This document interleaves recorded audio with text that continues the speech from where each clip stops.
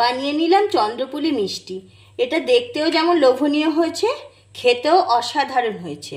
এইভাবে একটা পাকা আম আর একটা নারকেল দিয়ে বানিয়ে নিন খুব সহজেই চন্দ্রপুলি মিষ্টি। নমস্কার বন্ধুরা, আমার চ্যানেলে সকলকে স্বাগত। আজকে আপনাদের সাথে শেয়ার করছি চন্দ্রপুলি মিষ্টি। কিভাবে বানাচ্ছি মিষ্টিটা সম্পূর্ণ ভিডিওটা স্কিপ না করে দেখতে থাকুন।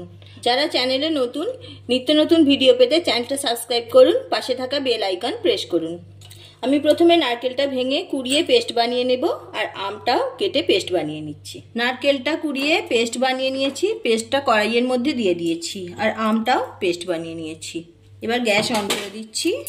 নারকেলের মধ্যে চিনি দিয়ে দিচ্ছি।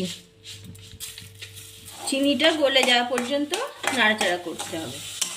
চিনিটা পুরোপুরি গলে গেছে। এবার আমের পাল্প দিয়ে দিচ্ছি নারকেলের মধ্যে, ভালোভাবে মিশিয়ে নিচ্ছি।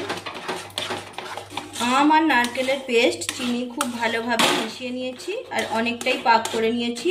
দেখুন অনেকটা ঘন হয়ে গেছে। এই পর্যায়ে আমি দিয়ে দিচ্ছি গুঁড়ো দুধ। গুঁড়ো দুধ দিলে টেস্ট আরও ভালো হয়।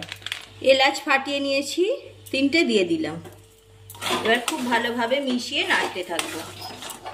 আমি এখানে গুঁড়ো দুধ দিলাম, আপনারা চাইলে গুঁড়ো দুধ দিতে পারেন, এর সাথে খোয়া ক্ষীরও দিতে পারেন। এইভাবে পাক করতে করতেই মিষ্টিটা তৈরি হয়ে যাবে। পুরোপুরি ছেড়ে যাচ্ছে, আরও কিছুক্ষণ পাক করলেই হয়ে যাবে। গ্যাসের আঁচটা মিডিয়ামে রেখে রান্নাটা করতে হবে।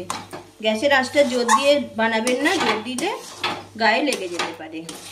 রেসিপি যদি ভালো লেগে থাকে অবশ্যই একটা লাইক দিতে ভুলবেন না। এইভাবে আপনারাও একবার বাড়িতে বানিয়ে নেবেন। পুরোপুরি গা থেকে ছেড়ে গেছে, মিষ্টিটা পাক হয়ে গেছে।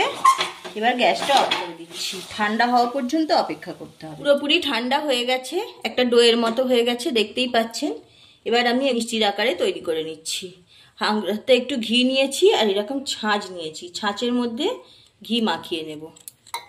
কিছুটা নিয়ে নিলাম, এইভাবে পাকিয়ে নিচ্ছি। প্রথমে গোল পাকিয়ে নেব, তারপরে ছাঁচের মধ্যে দিয়ে দিচ্ছি।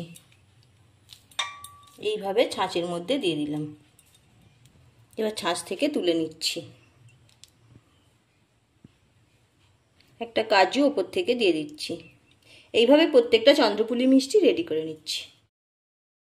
সবগুলো চন্দ্রপুলি মিষ্টি তৈরি হয়ে গেল।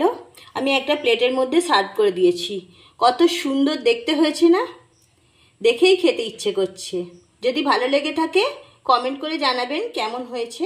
ভালো থাকুন, সুস্থ থাকুন। আজ এই পর্যন্ত, আবারও দেখা হচ্ছে অন্য কোনো এপিসোডে।